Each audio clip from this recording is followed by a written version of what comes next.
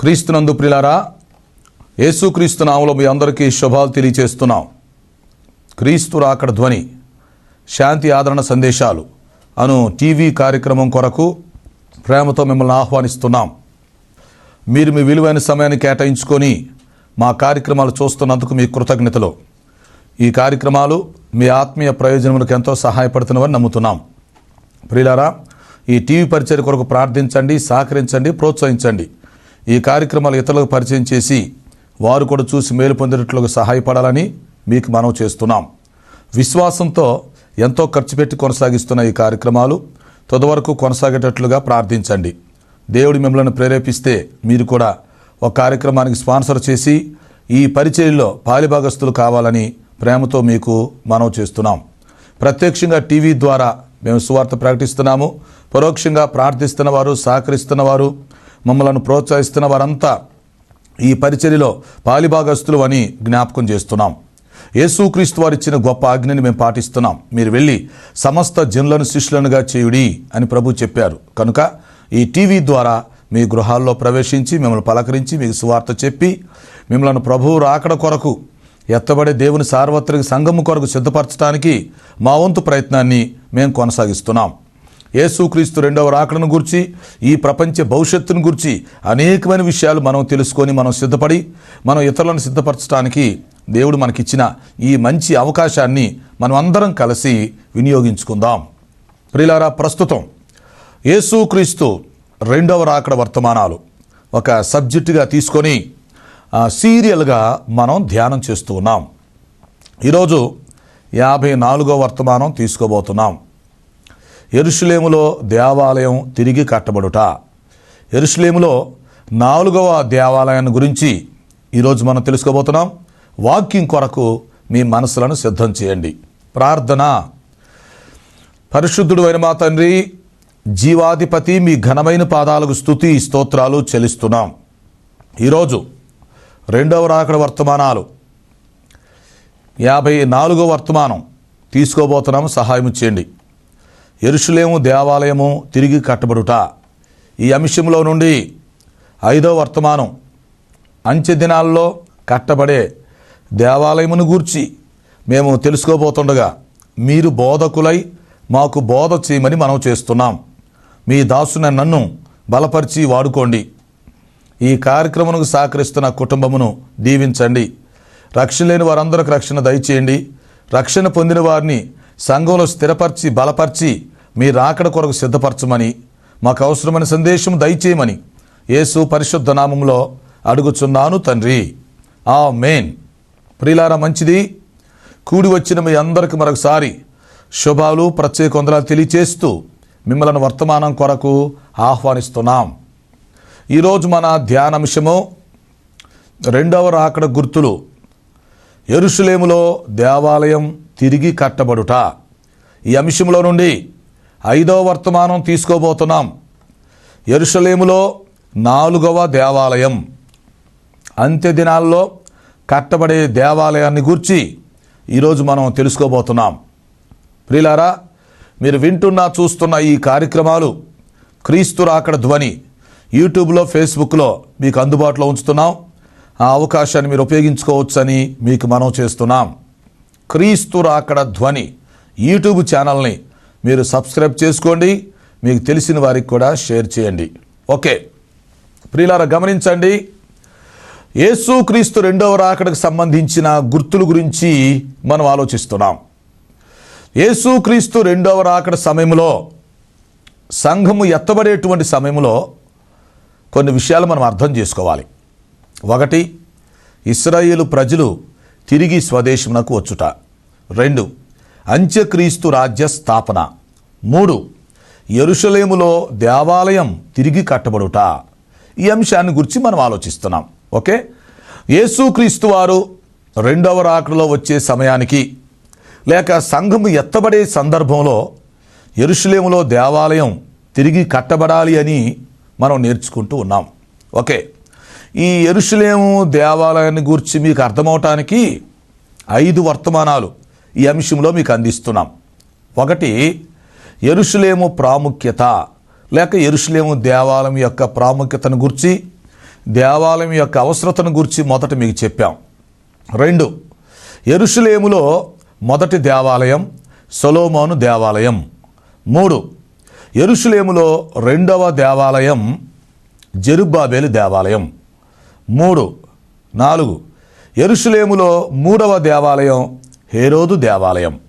ఇప్పుడు యెరూషలేములో 4వ దేవాలయం గురించి మనం ఆలోచించబోతున్నాం. ఓకే, ప్రస్తుతానికి యెరూషలేములో 3 సార్లు దేవాలయం కట్టడం పడగొట్టడం జరిగింది. ప్రస్తుతం దేవాలయం లేదు. మొదటి శతాబ్దం 70వ సంవత్సరంలో రోమా చక్రవర్తి టైటస్ యెరూషలేం మీద దండయాత్ర చేసి యెరూషలేం పట్టణాన్ని ధ్వంసం చేశాడు, అగ్నితో కాల్చి పడేశాడు. ఇశ్రాయేలు ప్రజలు కొంతమంది చంపబడ్డారు, కొంతమంది ప్రపంచం అంతటా చెదిరిపోయారు, మరికొంతమందిని అమ్మివేయటం జరిగింది. అయితే అప్పటి నుండి యెరూషలేములో దేవాలయం కట్టబడలేదు. ఇశ్రాయేలు దేశాన్ని ప్రపంచ పటములో నుంచి తీసేశారు. చుట్టుప్రక్కల ఉన్నటువంటి అరబ్బులు ఇజ్రాయేలు దేశమును ఆక్రమించుకోవటం, స్వాధీనం చేసుకోవడం జరిగింది. ఆ తర్వాత దేవాలయం ఉండవలసినటువంటి స్థలంలో డూమ్ ఆఫ్ రాక్ మసీదుని కట్టించారు. మరి ప్రస్తుతానికి ఇశ్రాయేలు ప్రజలకు అరబ్బులకి పాలస్తీనా వారికి యుద్ధం జరగటానికి ముఖ్యమైన కారణం ఏంటంటే ఇశ్రాయేలు ప్రజలు ఇక్కడ దేవాలయం కట్టాలని చూస్తున్నారు. మరి ముస్లిం సోదరులు ఇక్కడ మసీదు ఉంది కాబట్టి దేవాలయం కట్టడానికి వీల్లేదు అంటున్నారు. ప్రస్తుతానికి ఈ విధంగా వివాదం జరుగుతుంది. 20 సంవత్సరాల క్రితమే రెండవ రాకడొచ్చే ముందు యెరూషలేములో దేవాలయం తిరిగి కట్టబడాలని ఆ విషయాన్ని మేము ప్రజలకి తెలియపరిచాం. అయితే ఇప్పుడు ప్రస్తుతం ప్రజలందరూ ఈ విషయాన్ని గురించి ఆలోచిస్తున్నారు. మేము ఎప్పుడో చెప్పాం ఆ విషయాన్ని, ఇప్పుడు ప్రజలు ఆలోచిస్తున్నారు. కారణం ఏంటంటే రెండవ రాకడ దగ్గరికి వచ్చే సమయంలో యెరూషలేములో దేవాలయం అనేది తిరిగి కట్టబడాలి. అది రెండవ రాకడకు సంబంధించినటువంటి సూచనల్లో ఒక సూచన. అయితే విషయం ఏంటి? యెరూషలేములో 3 సార్లు దేవాలయం కట్టడం పడగొట్టడం జరిగింది. మొదటిసారి సొలొమోను కట్టాడు, నెబుకద్నెజరు దాన్ని పడగొట్టాడు, అవునా? 2, జెరుబ్బాబెలు నాయకత్వంలో కట్టబడింది. అంతియోకస్ కాలంలో అది నాశనం చేయబడింది. 3వది హేరోదు కాలంలో ఆ దేవాలయం పునర్నిర్మాణం చేసి యూదులకి అందించడం జరిగింది. రోమా చక్రవర్తి టైటస్ దాన్ని పడగొట్టాడు. మొదటి శతాబ్దం 70వ సంవత్సరంలో ఇది జరిగింది. ఇప్పుడు 2024వ సంవత్సరంలోకి మనం ప్రవేశించాం. అంటే ఇంచుమించు 1950 సంవత్సరాలు దాటిపోయింది, కానీ దేవాలయం కట్టబడలేదు.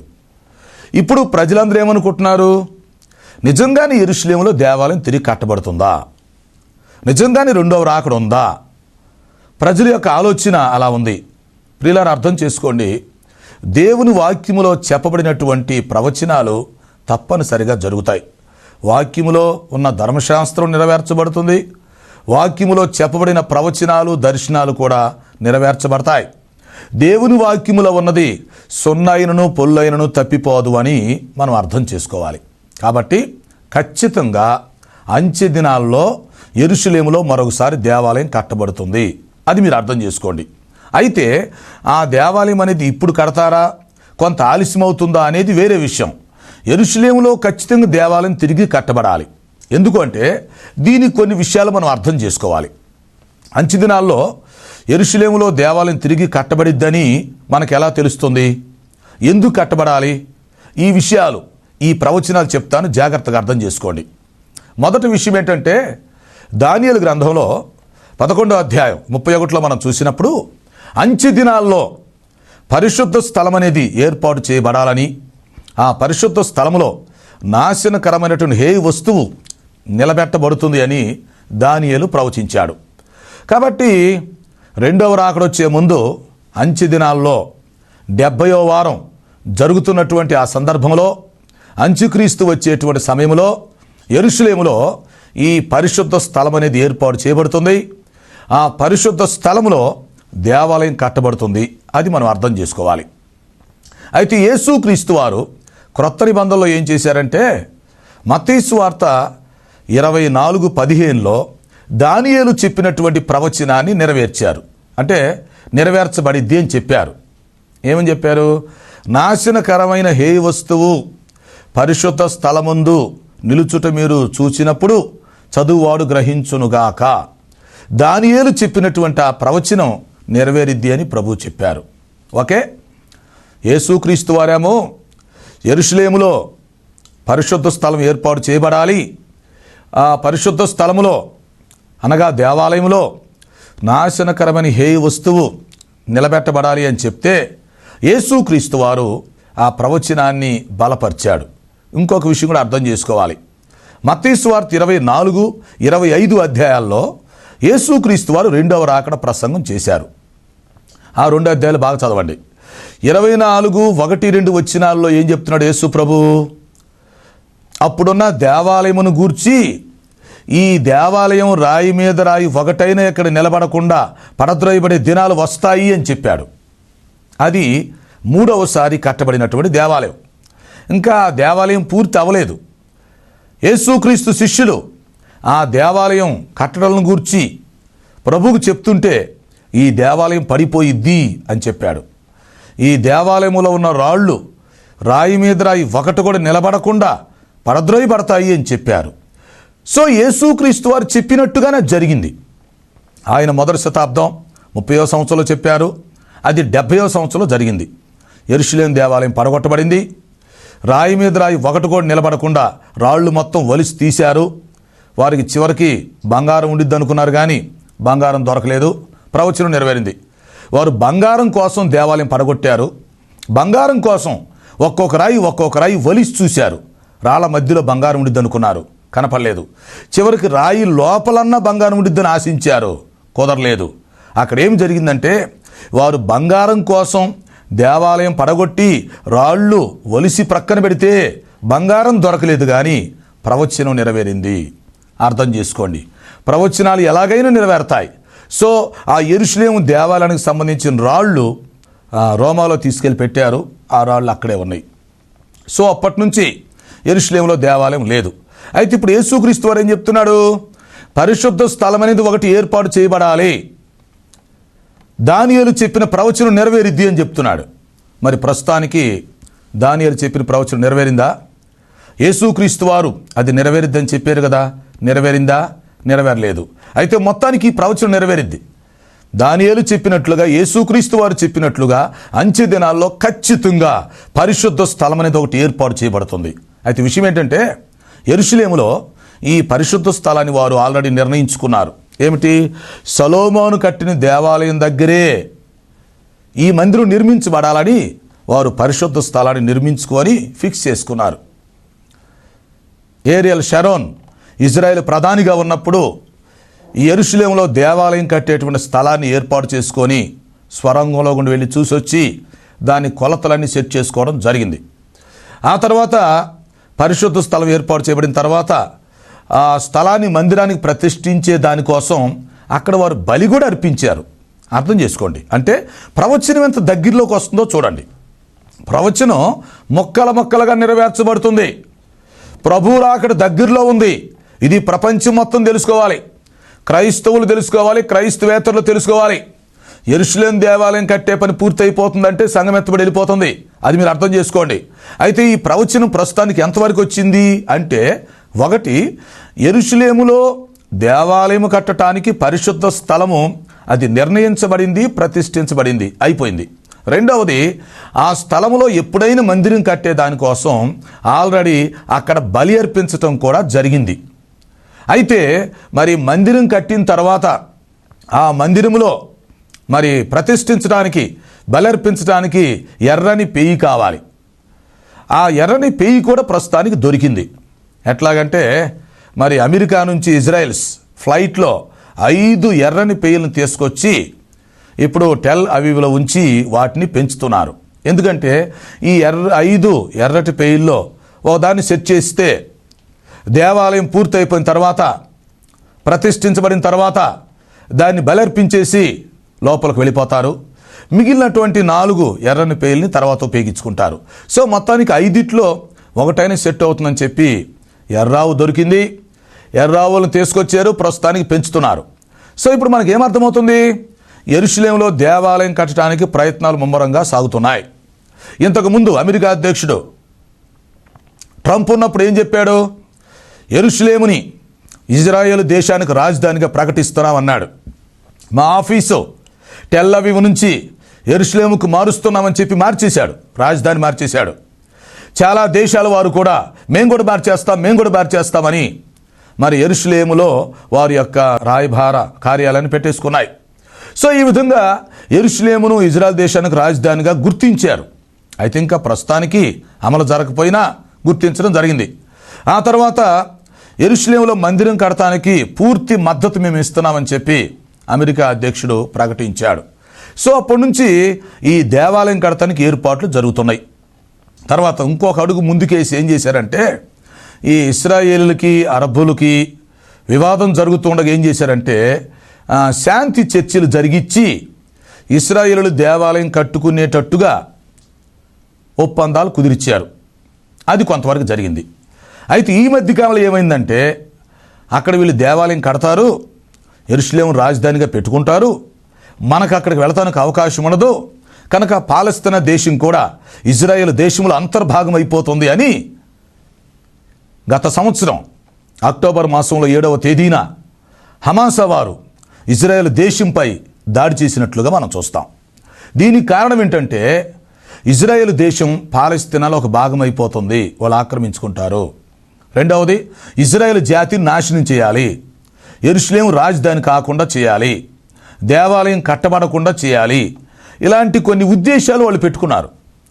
సో మొత్తానికి హమాసా వారు తిరుగుబాటు చేశారు, ఇశ్రాయేలులు బుద్ధి చెప్పారు, ప్రతీకార చర్య చేయటం జరిగింది, ఇజ్రాయెల్కే విజయం వచ్చింది. ఇక్కడ విషయం ఏంటంటే, యెరూషలేము దేవాలయం కట్టడానికి ప్రయత్నాలు ఎలా జరుగుతున్నాయో చూడండి. స్థలం పని అయిపోయింది, మరి అక్కడ బలి అర్పించటం అయిపోయింది. ఇప్పుడు యెరూషలేములో దేవాలయం కట్టాలంటే ఏమిటి? అక్కడ డూమ్ ఆఫ్ రాక్ మసీద్ ఉంది. ఆ మసీదును తీసేస్తే అదొక ప్రపంచ యుద్ధంగా తయారవుతుంది. కొన్ని లక్షల మంది ప్రాణాలతో ముడిపడి ఉంది. అందుకని ఇప్పుడు ఇశ్రాయేల్ ప్రజలు ఆలోచిస్తున్నారు కొన్ని పద్ధతులు. ఒకటి, అరబ్బులతో సంధి చేసుకొని చిన్నగా ఆ మసీదును ప్రక్కన పెట్టి యెరూషలేములో దేవాలయం కట్టటమా, అదో ప్రయత్నం. లేదంటే ఇశ్రాయేలుకి టెక్నాలజీ చాలా ఎక్కువగా ఉంది, ఒక గంట సేపట్లో లేక రాత్రికి రాత్రి మసీదును ప్రక్కన పెట్టేసి ఆ స్థలంలో యెరూషలేములో దేవాలయం తిరిగి తీసుకొచ్చి పెట్టగలరు. అలాంటి టెక్నాలజీ ఉంది. అంటే రెడీమేడ్ టెంపుల్ కట్టే పరిస్థితులు ఉన్నాయి. ఈ విషయం గత కొన్ని సంవత్సరాల క్రితం నేను చెప్పినప్పుడు ప్రజలు కొంత అర్థం చేసుకోలేదు, నమ్మలేదు. అలా జరిగిద్దా అనుకున్నారు. కానీ ఏమైందో తెలుసా? అంతకుముందు నేను చెప్పిన తర్వాత కొన్ని సంవత్సరాలకు ఒక విషయం ప్రపంచం అంతా చూసింది. ఏమిటి? అమెరికా దేశంలో ఒక ప్రాచీనమైనటువంటి దేవాలయాన్ని పునాదులతో సహా తీసి మరొక చోట పెట్టారు. అది చాలా ప్రాచీనమైన దేవాలయం. ఆ దేవాలయం పడగొట్టకుండా, చెక్కు చెదరకుండా పునాదులతో సహా దాన్ని తీసుకుని వెళ్ళి మరొక చోట పెట్టారు. అప్పుడు ప్రజలకు అర్థమైంది, ఓహో, పాస్టర్ గారు చెప్పింది జరిగిద్ది అని. విషయం ఏంటంటే, ఇశ్రాయేలులకి టెక్నాలజీ పెరిగిపోతుంది కాబట్టి ఇప్పుడు అక్కడ ఆ మసీదును తీసేసి యెరూషలేము దేవాలయం కట్టవచ్చు, లేదా ప్రక్కనే రెండింటిని పెట్టవచ్చు, లేదా మరి మసీదును తీసి ప్రక్కన పెట్టి ఆ స్థలంలో యెరూషలేములో దేవాలయం తీసుకొచ్చి పెట్టవచ్చు. అంటే ఏదైనా జరగవచ్చు.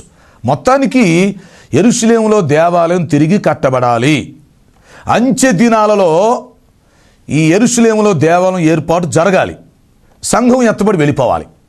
అయితే ఇంకొక విషయం ఏంటంటే, ఈ దేవాలయాన్ని కట్టే సమయంలో అంత్యక్రీస్తు అనేవాడు వస్తాడు. ఎందుకంటే ఇశ్రాయేలీలకి అరబ్బులకి సంధి చేస్తాడు అతను వచ్చి. ఆ అంత్యక్రీస్తుని ఇశ్రాయేల్ ప్రజలు మెస్సీగా అంగీకరిస్తారు, నమ్ముతారు, మోసపోతారు.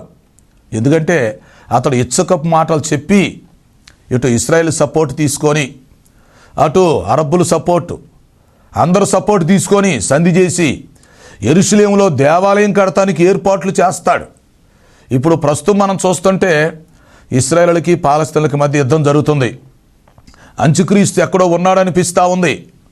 అతడు ఏదో ఒక సమయంలో వస్తాడు, వచ్చి సంధి చేస్తాడు, యెరూషలేములో దేవాలయం కడతానికి ఏర్పాట్లు చేసి సహకరిస్తాడు. అప్పుడు ఇశ్రాయేలు ప్రజలందరూ ఏం చేస్తారు? నమ్ముతారు, మెస్సియా అనుకొని ఒప్పుకుంటారు. ఎందుకంటే యేసుక్రీస్తు వారు ముందే చెప్పారు కదా. యోహాను సువార్త 5వ అధ్యాయం 42-43 వచనాల్లో ప్రభు అన్నారు, నేను క్రీస్తును అని చెప్తే మీరు నమ్మటం లేదు. నేను తండ్రి పేరట వచ్చాను, నా అంతట నేను రాలేదు, అయినా మీరు నమ్మటం లేదు. రేపు మరొక వ్యక్తి వస్తాడు, అతడు సొంతగా వచ్చి నేను క్రీస్తుని అని చెప్తాడు, మీరు అతన్ని నమ్ముతారు, అతని చేతుల్లో మోసపోతారు అని యేసుక్రీస్తు వారు చెప్పకనే చెప్పారు. సో రేపు అంచె దినాల్లో అదే జరిగిద్ది. ఈ అంత్యక్రీస్తు అనేవాడు దొంగ మెస్సియా వచ్చి ఇటు ఇశ్రాయేలుకి హరపులకు మధ్య సంధి చేసి యెరూషలేములో దేవాలయం కడతానికి అతడు సహాయపడవచ్చు. సో అతడు యెరూషలేములో దేవాలయం కడతానికి ఒప్పిస్తాడు కనుక ఇశ్రాయేలు ప్రజలు ఏమనుకుంటారు? ఇతనే మెస్సియా అనుకుంటారు. సో ఈ విధంగా రానున్న రోజుల్లో ఇశ్రాయేలు ప్రజలు యుద్ధంలో విజయం సాధిస్తారు. అంత్యక్రీస్తు వచ్చి వీళ్ళకి సహకరిస్తాడు. ఇశ్రాయేలు ప్రజలు తప్పనిసరిగా యెరూషలేములో దేవాలయం తిరిగి కడతారు. అనగా పరిశుద్ధ స్థలం వస్తుంది, పరిశుద్ధ స్థలంలో దేవాలయం ఏర్పాటు జరుగుతుంది. ఆ తర్వాత ఏమైందంటే ఎర్రటి పెయ్యిని తీసుకొచ్చేసి అక్కడ దహన బలిగా, జాతీయ బలిగా అర్పిస్తారు. ఆ బలికి సంబంధించినటువంటి బూడిదని హోలీ భస్మం అని చెప్పి వారి మీద చల్లుకుంటారు. హోలీ భస్మం, పాప పరిహారార్థ జలం, అది వారి మీద చల్లుకొని వారు యెరూషలేము దేవాలయం లోపలికి ప్రవేశిస్తారు. అర్థం చేసుకోండి. అంటే యెరూషలేము దేవాలయం ప్రతిష్ఠ సందర్భంలో ఏం జరుగుతుంది? చర్చి కట్టి ముగించబడుతుంది. అంత్యక్రీస్తు సహకరిస్తున్నాడు కనుక వీళ్ళు అంత్యక్రీస్తుని ఒప్పుకుంటారు. ఎర్రావు దొరికింది కాబట్టి దాన్ని బలర్పిస్తారు.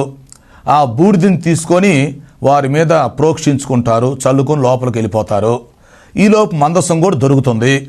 ఆ మందసాన్ని తీసుకొచ్చి యెరూషలేము దేవాలయంలో పెట్టేస్తారు. ఈ ఏర్పాట్లన్నీ జరుగుతాయి. ఇప్పుడు సంఘం ఎత్తబడి వెళ్ళిపోయింది. 7 ఏళ్ల అంత్యక్రీస్తు పరిపాలన మొదలైంది. 7 ఏళ్ల శ్రమల కాలం భూమి మీద మొదలవుతుంది. ఆ సమయంలో ఈ యెరూషలేము దేవాలయం అపవిత్రపరచబడుతుంది. ఎట్లాగంటే ఈ అంత్యక్రీస్తు అనే వ్యక్తి మొదట నేను దేవుని ప్రతినిధిని, మెస్సియాని చెప్పుకుంటాడు. ఆ తర్వాత ఏం చేస్తాడంటే తానే దేవుడిని చెప్పుకుంటాడు. మొదట నేను క్రీస్తునని చెప్పుకొని తర్వాత నేనే దేవుడిని చెప్పుకొని వెళ్ళి ఆ దేవాలయంలో కూర్చుంటాడు. దేవుడుండే స్థానంలో కూర్చుంటాడు. నన్ను పూజించమంటాడు, పూజించకపోతే మరణ శిక్ష వేస్తానంటాడు. కాబట్టి నెబుకద్నెజరు ఎలాగైతే గర్వించాడో ఈ అంత్యక్రీస్తు కూడా గర్వించి నేనే దేవుణ్ణి, నన్ను పూజించండి అని చెప్పే రోజులు వస్తాయి. అప్పుడు యెరూషలేము దేవాలయం అపవిత్రపరచబడుతుంది. అంతేకాదు నెబుకద్నెజరు ఏ విధంగా అయితే దోరా మైదానంలో ఒక ప్రతిమను తయారు చేయించి అందరూ దీనికి నమస్కారం చేయాలని ఆజ్ఞాపించాడో మీరు అర్థం చేసుకోండి. అలాగే ఈ అంత్యక్రీస్తు అబద్ధ ప్రవక్త కూడా ఒక ప్రతిమను తయారు చేస్తారు. అంత్యక్రీస్తు లాంటి ప్రతిమ, అదే నాశనకరమైన హేయ వస్తువు. దానిని జీవం కలిగిన కంప్యూటర్ అని పిలవచ్చు మనం. ఆ నాశనకరమైనటువంటి హేయ వస్తువును తీసుకొచ్చి యెరూషలేము దేవాలయంలో నిలబెడతారు. నిలబెట్టి ప్రతి ఒక్కరు దీనికి నమస్కారం చేయాలి, ఈ ప్రతిమకు నమస్కారం చేయాలి. 666వ నెంబర్ ముద్ర వేయించుకోవాలి. లేకపోతే వారు క్రయ విక్రయాలు చేయడానికి వీల్లేదు అని అంత్యక్రీస్తు చట్టాలు మొదలు పెడతాడు. ఇక్కడ ఏం జరుగుతుందంటే ముందు యెరూషలేములో దేవాలయం కట్టబడుతుంది, ఓకే. సంఘం ఎత్తబడి వెళ్ళిపోతుంది, ఓకే. ఇశ్రాయేలు ప్రజలు ఏం చేస్తారు? చక్కగా దేవాలయాన్ని ఓపెనింగ్ చేసుకొని అందులోకి వెళ్ళి దేవుణ్ణి ఆరాధిస్తూ ఉంటారు, ఓకే. మోషే ధర్మశాస్త్రాన్ని మళ్ళీ బయటకు తీసుకొస్తారు. వాళ్ళు యెరూషలేములోకి అడుగుపెట్టిన దగ్గర నుంచి మోషే ధర్మశాస్త్రం మళ్ళీ అమల్లోకి వస్తుంది. ప్రధాన యాజకుడు వస్తాడు. సో అనుదిన బలి మొదలు పెడతారు. ఎందుకంటే మెస్సియా వాళ్ళతో సహకరిస్తున్నాడు కాబట్టి ఈ దొంగ మెస్సియాని మెస్సియా అనుకుని వాళ్ళు అనుదిన బలి మొదలు పెడతారు. అంటే ఉదయం సాయంత్రం దేవునికి బలి అర్పించడం, అలాగే నైవేద్యం మొదలు పెడతారు. నూతన దేవాలయంలో అన్ని అమల్లోకి వస్తాయి. నూతన దేవాలయంలో అంత్యక్రీస్తు యొక్క సహకారం వీళ్ళకు ఉంటుంది. ఇశ్రాయేలు ప్రజలు దేవుని ఆరాధిస్తూ ఉంటారు. ఆ సమయంలో మోషే ధర్మశాస్త్రాన్ని మరలా మొదలుపెట్టి దాన్ని పాటిస్తారు. మోషే ధర్మశాస్త్రం అమల్లోకి తీసుకొస్తారు. ఆ తర్వాత ఏమవుతుంది? అనుదిన బలి చక్కగా జరుగుతుంది, నైవేద్యం జరుగుతుంది. ఇశ్రాయేలు ప్రజలందరూ కలిసి ఆ యెరూషలేము దేవాలయంలో దేవుని ఆరాధిస్తూ ఉంటారు. అందువల్ల అంచె దినాల్లో దేవాలయం కట్టబడాలి. ఎందుకు? అంచుక్రీస్తునుడు అందులో కూర్చోవాలి కదా. కూర్చోవాలంటే దేవాలయం కట్టబడాలి, అవునా? అలాగే నాశనకరం ఏ వస్తువుని తీసుకొచ్చి అక్కడ పెట్టాలి కదా. పెట్టాలంటే మరి దేవాలయం కట్టబడాలి కదా. అందుకే దేవాలయం కట్టబడుతుంది. దేవుని యొక్క మోషే ధర్మశాస్త్రం అంచె దినాల్లో ఇశ్రాయేలు ప్రజలు మళ్ళీ అమలుపరుస్తారు. అయితే అంత్యక్రీస్తుకి ఇశ్రాయేలు ప్రజలకు జరిగినటువంటి సంధి మధ్యలో ఫెయిల్ అయింది.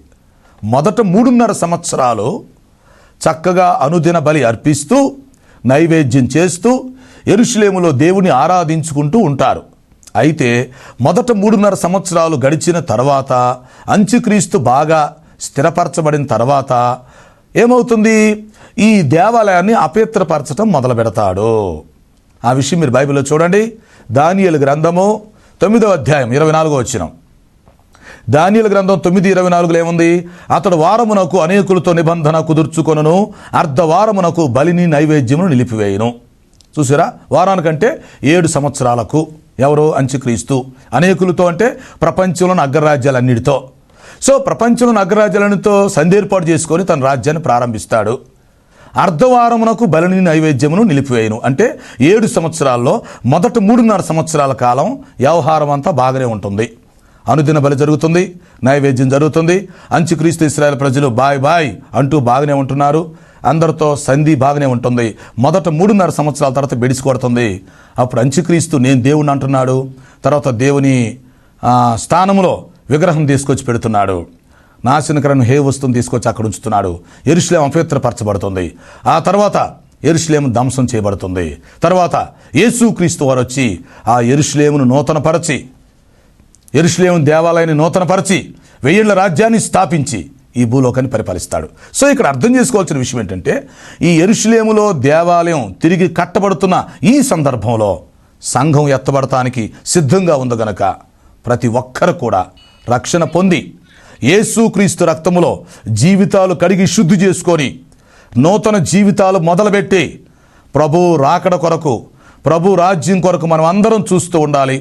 ఒకవేళ మన కాలంలోనే ఈ యెరూషలేము దేవాలయం తిరిగి కట్టబడితే సంఘం ఎత్తబడుతుంది కనుక ఈ విషయాలు అందరూ గుర్తుంచుకొని జాగరూకత కలిగి ఉండాలని ప్రేమతో మీకు మనవి చేస్తూ ఈ మాటల ముగింపు తీసుకొస్తున్నాను.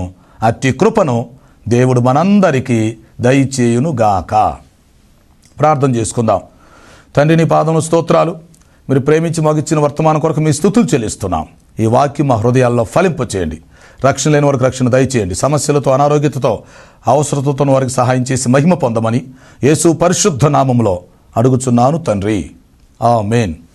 తండ్రి, కుమార, పరిశుద్ధాత్మ త్రియేక దేవుని దీవెన మనకు తోడే నడిపించునుగాక. ఆమేన్, ఆమేన్.